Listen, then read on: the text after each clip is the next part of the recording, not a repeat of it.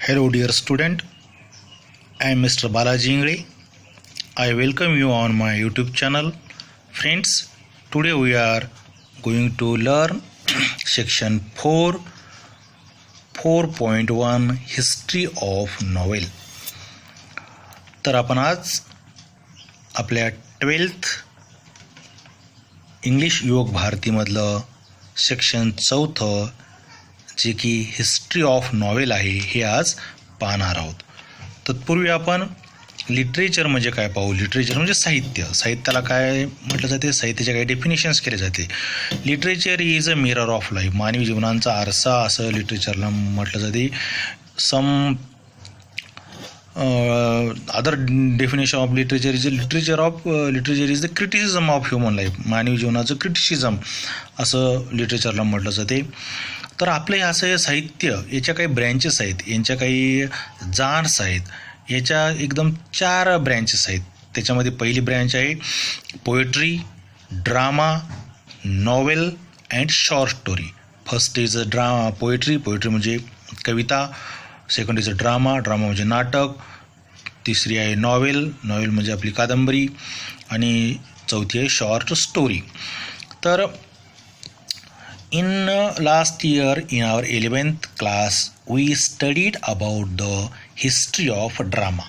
तर आपण 11व्या वर्गामध्ये गेल्या वर्षी हिस्ट्री ऑफ ड्रामा हे शिकलेलो आहोत. तर आता यावर्षी आपल्याला काय पाहायचं आहे, तर history of novel.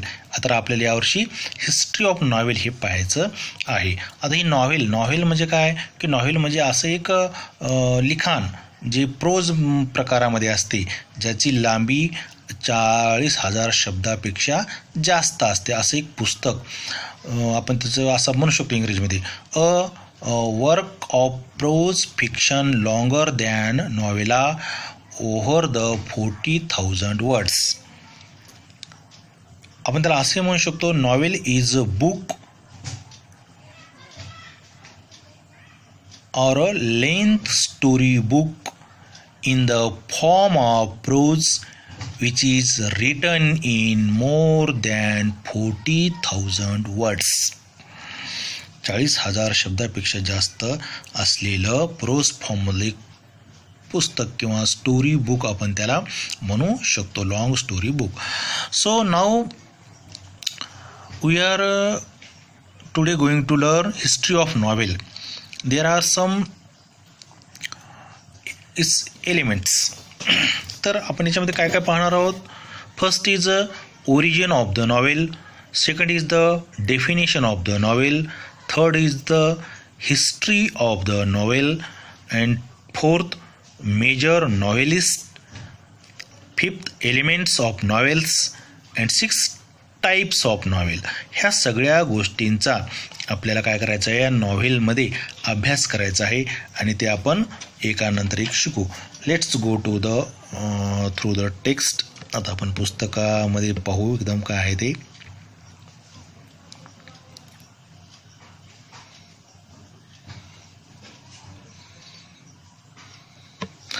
The 18th century has gifted English literature two entirely new forms which are without any traces in the ancient classical heritage. 18व्या शतकानं साहित्याला काय एक 2 प्रकारच्या गिफ्ट दिल्या, देणग्या दिल्या आणि त्या दोन्हीही नवीन होत्या. अगोदरच्या एन्शियंट हिस्ट्री ऑफ क्लासिकल हेरिटेजमध्ये या दोनांचाही कुठल्याच प्रकारचा अगोदर उल्लेख पाहायला मिळालेला नाही. आणि ह्या 2 कुठल्या गोष्टी होत्या. One of those was the periodical essay and the other was novel. पहिलं काय होतं, पिरियडिकल एस्से म्हणजे त्याला आपण नियतकालिक निबंध असं म्हणतो. The essay or articles which are published in daily, weekly, monthly or quarterly form. म्हणजे हे अशा प्रकारे नियतकालिके असतात जे आठवड्याला, 15 दिवसाला, महिन्याला पब्लिश होत असतात. तर आपल्याला त्याची गरज नाही. तर other was and the other was novel. पहा इथं नॉवेल NOVEL दिला एकदम capital अक्षरमध्ये. Both of these forms, especially novel, caught the spirit of 18th century. पहा या दोन्ही फॉर्मपैकी नॉव्हेलनं काय केलं, 18व्या शतकातील लोकांचं स्पिरिट म्हणजे आत्मा, त्यांची नस पकडली. As the age of intellectual sentimental and realistic plain and try to instruct the readers. आता हे 18वं शतक कसं होतं, इंटेलेक्च्युअल होतं, सेंटिमेंटल भावनिक होतं आणि रिअलिस्टिक प्लेन वास्तववादावर विश्वास ठेवण्यावर, वास्तविक गोष्टीवर जे रिअलिस्टिक गोष्टी आहे त्याच्यावर विश्वास ठेवणार होतं. यांना इमॅजिनरी गोष्टीमध्ये रस नव्हतं. They are not interested in imaginary और romantic features and try to instruct the reader. आणि या 18व्या शतकानं वाचकांना काय केलं, इन्स्ट्रक्ट केलं, गाईड केलं. कशासाठी, which would help them to more purposeful and virtuous life. आणि कशासाठी, त्यांचं जीवन हे पर्पजफुल होण्यासाठी, उद्देशपूर्ण होण्यासाठी, सद्गुणी होण्यासाठी या 18व्या शतकानं वाचकांना सुद्धा काय केलं, लीड केलं, गाईड केलं, मार्गदर्शन केलं. Since the time of its origin, novel has been gaining popularity and growing gradually. जेव्हापासून नॉवेलचा उदय झाला तेव्हापासून नॉवेलनं काय केलं, प्रसिद्धी मिळवली, पॉप्युलॅरिटी मिळवली आणि हळुवारपणे नॉवेलचा विकास होत गेला, तिचा वाढ होत गेली, नॉवेल ही उदयाला येत गेली. Today it is recognised as the most dominant literary genre. आणि आता नॉवेल सध्या एक खूप प्रभावशाली साहित्याचा प्रकार, साहित्याची शैली, स्टाईल म्हणून उदयाला आलेली आहे किंवा ओळखली जाते. Novel is relatively long narrative fiction which describes intimate human experiences normally in a prose form. इथं डेफिनेशन ऑफ आता नॉवेलची इथं डेफिनेशन सांगण्याचा प्रयत्न केला आहे थोडासा. नॉवेल म्हणजे काय, novel is a relatively long narrative fiction. Novel काय असते, थोडंसं लांब लचक लिखाण असते आणि इथे कसं असते, which describes intimate human experiences normally in a prose form. Prose फॉर्ममध्ये ती लिहिली जाते. प्रोज फॉर्म म्हणजे गद्य स्वरूपामध्ये, इन अ स्टोरी फॉर्ममध्ये, not in the form of poetry, काव्य स्वरूपामध्ये नाही. आणि असं हे इंटिमेट कशाचं डिस्क्रिप्शन असते, describe the intimate human experiences. पहा, मानवी जीवनाशी जी क्लोज असते, इंटिमेट म्हणजे क्लोज, फॅमिलियर, बिलव्ड, मानवाच्या जिव्हाळ्याचे, दैनंदिन गोष्टीशी निगडीत असलेले, मानवाच्या भावनांशी निगडीत असलेले जे विषय असतात ते विषय प्रोज फॉर्ममध्ये या नॉव्हेलमध्ये लिहिले जात असतात, मांडले जात असतात. The present English the word novel is derived from the Italian novella meaning new. आता हा जो नॉवेल नावाचा जो शब्द आहे तो शब्द, त्याची उत्पत्ती, त्याचा उगम कुठून झाला, इटालियन शब्दापासून, जो की नॉव्हेला नावाचा शब्द होता आणि त्या नॉव्हेलाचा अर्थ काय आहे, न्यू असा आहे, नवीन असा आहे. Novel narrates a story embellishing it with more details of time, place, nature, people and their minds, their gestures and activities. आता हा जो नॉवेल जो आहे, या नॉवेलची जी स्टोरी नॅरेट कशी केली जाते, स्टोरीचं वर्णन किंवा स्टोरी त्याची कशी सुशोभित केली जाते, इंग्लिश म्हणजे सुशोभित करणे, डेकोरेटिव्ह करणे. तर याच्यामध्ये कशाच्या अनेक गोष्टीचे डिटेल्स घेतले जाते. त्याच्यामध्ये वेळ, ठिकाण, त्याचं नेचर, पीपल, त्यांचे माइंड्स, त्यांचे हावभाव आणि त्यांच्या ॲक्टिव्हिटी, ह्या सगळ्यांचा त्याच्यामध्ये समावेश असतो आणि अशा पद्धतीनं नॉवेल एम्ब्लिश केली जाते, तिचं डेकोरेशन, तिच्या सौंदर्यामध्ये भर घातली जाते. It creates the picture of the society of that time. आणि ही नॉवेल त्या समकालीन लोकांच्या जीवनाचं वास्तववादी वर्णन करत असते, त्याचं चित्रण करत असते. Novel makes life easier to understand than a drama and poetry. आणि नॉवेलमध्ये मानवाचं जीवन हे सहज आपल्याला समजते, परंतु ड्रामा आणि पोएट्रीपेक्षा, ड्रामा आणि पोएट्रीमध्ये मानवी जीवन आपल्याला सहज समजत नाही, आपण लवकर अंडरस्टँड करू शकत नाही. परंतु त्या स्टोरी पद्धतीमध्ये, या प्रोज फॉर्ममध्ये आपल्याला नॉवेलद्वारे मानवी जीवन सहज पद्धतीनं समजते. In modern era novel has adopted literary prose. आता प्रोज आपल्यामध्ये इरा म्हणजे युग. आता मॉडर्न युगामध्ये नॉवेलनं स्वतःचं एक स्थान काय केलं आहे, लिटररी प्रोज म्हणून साहित्याच्या मध्ये आपलं स्थान भक्कम केलेलं आहे. The novel as a literary John has a history of about 2000 years. आता या नॉव्हेल, या लिटररी जॉनला, या साहित्य शैलीला, नॉव्हेलच्या साहित्य शैलीला 2000 वर्षाचा ऐतिहासिक वारसा लाभलेला आहे. अमॉंग 2000 वर्षाची इतिहास लाभलेला आहे. अमॉंग द अर्ली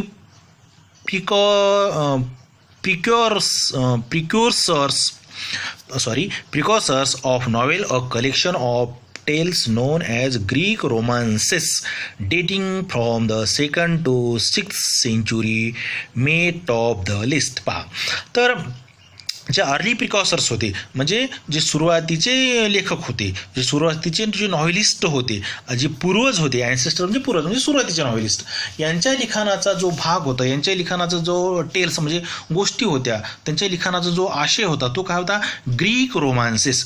ग्रीकमधले जे रोमान्सेस असायचे त्याच्यावर त्यांचा मेन विषय तो होता आणि तो आपल्याला कुठून कुठपर्यंत पाहता येतो, 2nd to 6th सेंचुरी एवढापर्यंत या कालावधीमध्ये आपल्याला हे पाहायला मिळते. डेटिंग म्हणजे तारीखपासून तिथून 2ऱ्या शतकापासून ते 6व्या शतकापर्यंत आपल्याला हे लिखाण ग्रीक रोमान्सेस पाहायला येते. These imaginative and delightful stories of ideal love and marvellous.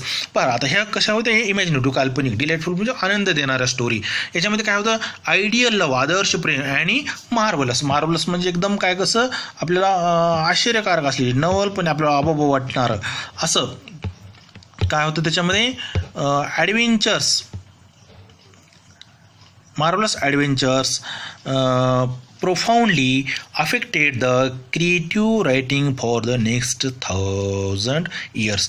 आणि या marvellous adventure profoundly affected the creative writing for the next 1000 year. आता हे अशा प्रकारचं जे लिखाण होतं याचा परिणाम प्रोफाउंडली म्हणजे ग्रेटली खूप खोलवर गेला होता आणि पुढचं 1000 म्हणजे हजार वर्षापर्यंत आपल्या पुढच्या लिखाणावर हे पाहायला मिळते, त्याचा प्रभाव आपल्याला दिसून येतो.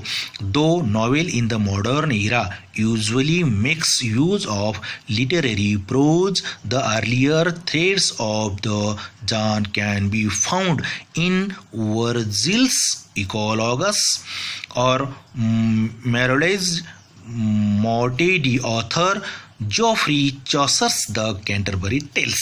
पहा तर हा जो ग्रीक रोमान्स होता, त्याच्यानंतर आयडियल लव्ह होतं, मार्वलस ॲडव्हेंचर होतं, हे जे लिखाण होतं पूर्वीचं, या लिखाणाचा जो थ्रेड होता, जो आशय होता, तो आपल्या मॉडर्न नॉव्हेलिस्टच्या लिखाणामध्ये सुद्धा पाहायला मिळतो. इथं काही उदाहरणं दिली आहेत त्यांनी. कोणाकोणाच्या लिखाणामध्ये पाहायला मिळते आपल्याला, ते वर्जिल्स वर्जिल्सनं जे इकॉलॉगस लिहिलं होतं नॉव्हेल त्याच्यामध्ये पाहायला मिळतं.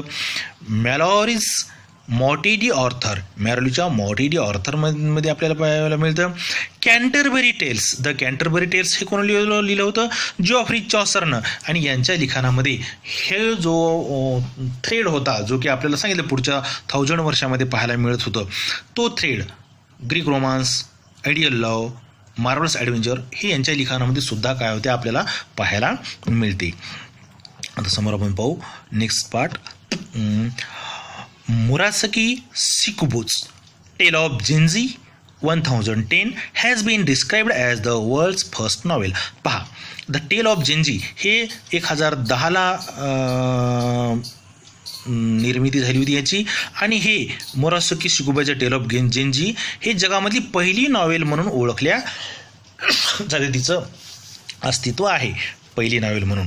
The European novel is often said to begin with Don Quixote by Spanish writer Miguel de Cervantes, which was published in 2 parts between 1605 and 1650. आता पहा, जे युरोपियन नॉवेल आहेत त्या नॉवेलची सुरुवात कोण केली, स्पॅनिश रायटरनं केली, ज्याचं नाव होतं मिगुल दी सर्वांते. आणि या सर्वांतेनं एक नॉवेल तयार केली होती, तिचं नाव होतं डॉन क्युझोट. आणि ही डॉन क्युझोट नॉवेल ही 2 भागामध्ये प्रसिद्ध झाली होती. 1605ला पहिला भाग पब्लिश झाला, and the second part of this novel is published in 1650. 1615 तिचा 1615ला ती पब्लिश झाली. In the 18th century the appearance of newspaper and magazines attracted a large number of readers from the middle class. पहा 18व्या शतकामध्ये काय झालं, कशाचा उदय झाला, appearance of newspaper and magazine, वर्तमानपत्र आणि मासिके यांची निर्मिती झाली. आणि यांचा जो वर्ग होता वाचक वर्ग, तो वाचक वर्ग कोणता होता, मिडल क्लास, मध्यम वर्ग. These new readers before that आपण we shall see about the 18th सेंचुरीमध्ये हा मिडल क्लासचा उदय झाला. कशामुळे झाला? इंडस्ट्रियल रिव्होल्युशनमुळे, औद्योगिक क्रांती झाली, मध्यमवर्गाचा उदय झाला. म्हणजे काय? औद्योगिक क्रांतीमुळे लोकांना कामे मिळू लागल्यामुळे लोक शिकू लागली, त्यांना पैसा मिळू लागला आणि हा मध्यम वर्ग थोडासा समृद्ध झाला. आणि म्हणून समृद्ध झाल्याच्या नंतर त्यांच्या वाचनाचे काय होते व त्यांच्या वाचनाचं आवड रिअलिस्टिक लिटरेचर, वास्तववादी लिटरेचर ते त्यांच्या वाचनाचा विषय होता. आणि त्याच्यामुळे ते न्यूजपेपर आणि मॅगझिन हे मोठ्या प्रमाणात काय करू लागले? वाचू लागले. कोण? Middle class people. These new readers had little interest in romances and tragedies which were appreciated by the upper class. पहा, ज्या अप्पर क्लासला रोमांस आणि ट्रॅजेडी एकदम प्रकारचं काय म्हणतो आपण त्याला? रोमांस म्हणजे प्रेमाशी रिलेटेड असलेल्या गोष्टी, आणि ट्रॅजेडी म्हणजे शोकांतिका, ज्याचा एंड काय होतो? खूप ड्रेडफुल होतो, खूप ट्रॅजिक एंड होतो. अशा गोष्टीकडं वाचण्याचा कल हा अप्पर क्लासमधल्या लोकांचा होता. हे सगळे इमॅजिनरी लिटरेचर असते आणि जरी काही वास्तव असेल तर त्यात वास्तवाचं प्रमाण कमी असते. आणि अशा प्रकारे हे जे रोमांस आणि ट्रॅजेडी होती याच्याकडे अप्पर क्लास अट्रॅक्ट झाला होता. परंतु 18th सेंचुरीमध्ये जे मिडल क्लास उदयाला आला होता तो मात्र याच्याकडे अट्रॅक्ट झालेला नव्हता. Thus need for a new type of literature arose that would express the new idea of the 18th century. पहा, तर अशा या मिडल क्लासवाल्या वर्गाला नवीन प्रकारचं साहित्य लिहिणं गरजेचं होतं. आणि या 18व्या शतकामध्ये त्या नवीन साहित्याच्या ज्या नॉव्हेलच्या फॉर्ममधून ज्या आयडिया आल्या होत्या त्या उदयाला आल्या आणि 18व्या शतकामध्ये त्या लिहिल्या गेल्या. तर 18th century new literature was कॅरेक्टराइज्ड by the spirit of realism and, पहा आता इथपर्यंत पाहू. 18व्या शतकामधलं जे लिटरेचर होतं त्याचं कॅरेक्टरायझेशन, त्याचं जे महत्त्वाचा जो गाभा काय होता तर स्पिरिट ऑफ रिअलिझम. ते कशावर आधारित होतं? Spirit of realism. त्याच्या आत्मा काय होता? रिअलिझम होता. त्या लिखाणाचा आशय काय होतं? वास्तविकता होतं. जे रिअल फॅक्ट होत्या, ज्या मानवी जीवनाशी रिलेटेड गोष्टी होत्या तेच त्याच्यामध्ये लिहिलं जायचं. आणि and denial of romantic features like enthusiasm, passion and imagination. पहा, डिनायल म्हणजे काय करणे? नकार देणे, रिजेक्ट करणे. आणि 18व्या शतकातील मिडल क्लास वर्गानं काय वाचायला नकार दिला होता? रोमॅन्टिक फीचर असलेली उत्साह, इंथुझियाझम, पॅशन, भावना, इमॅजिनेशन, कल्पना, ह्या सगळ्यांना यांनी काय केलं होतं? रिजेक्ट केलेलं होतं 18व्या शतकामध्ये.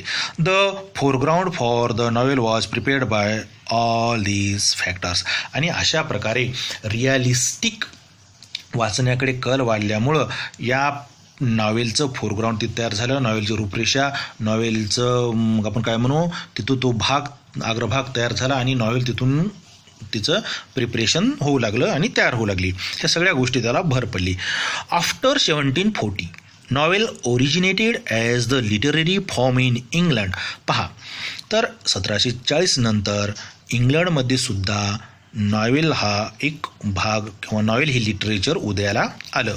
Increase in trade and commerce along with the industrial revolution has given rise to the middle class. पहा, आता 18व्या शतकामध्ये आपण पाहिलं औद्योगिक क्रांती झाली होती. ट्रेड आणि कॉमर्समध्ये भरभराट झाली होती, त्यांचा वाढ झाला होता व्यापार आणि उद्योगामुळं.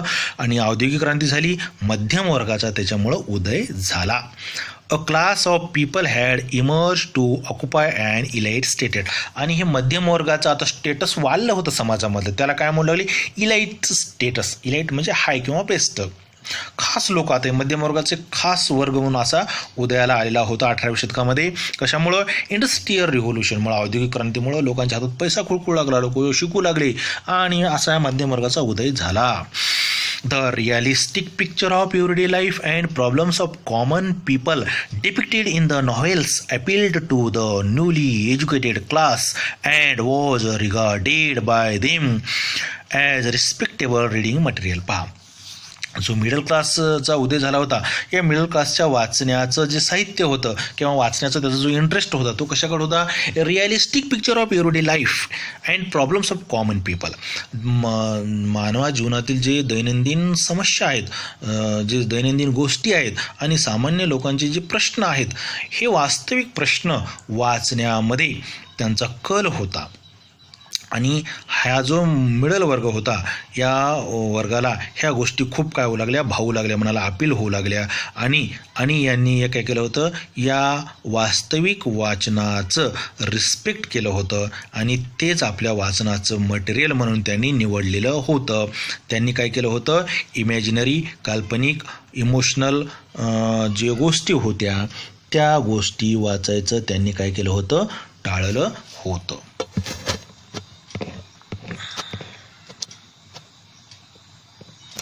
Thus, novel as a form appeared to have been designed for both to hoist the aspirations of the middle class and lower classes and meet their longings. Longing म्हणजे तीव्र इच्छा. तर लॉंगिंग म्हणजे काय, इच्छा. तर ॲस्पिरेशन म्हणजे होप, आकांक्षा.